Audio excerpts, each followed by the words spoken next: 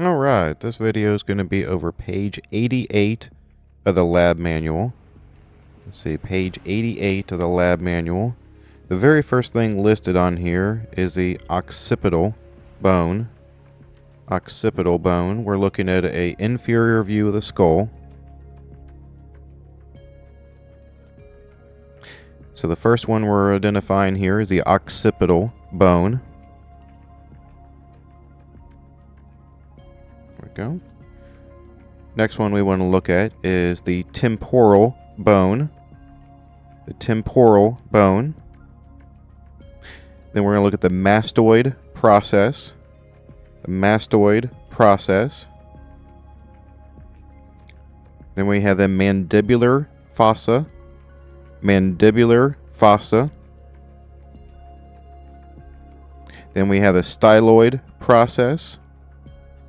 The styloid process.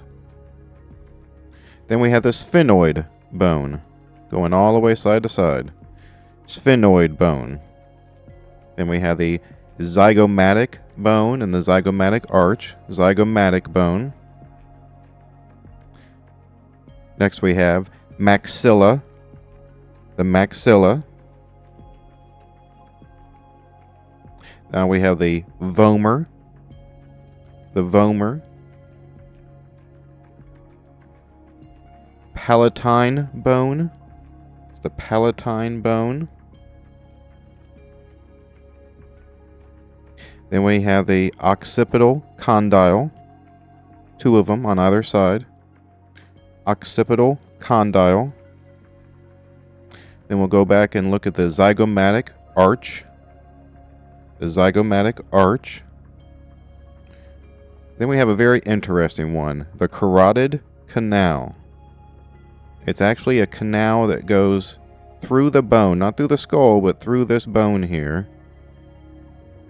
And you can see that that shadow there where it travels through, and this is where the other side of that canal is, and on that bone.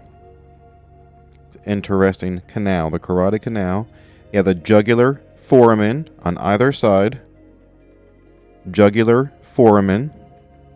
And lastly, we have the greater wing of the Sphenoid Bone. The greater wing of the Sphenoid Bone. We'll pull it out here and get a good look at this large skull bone. And this makes page 88.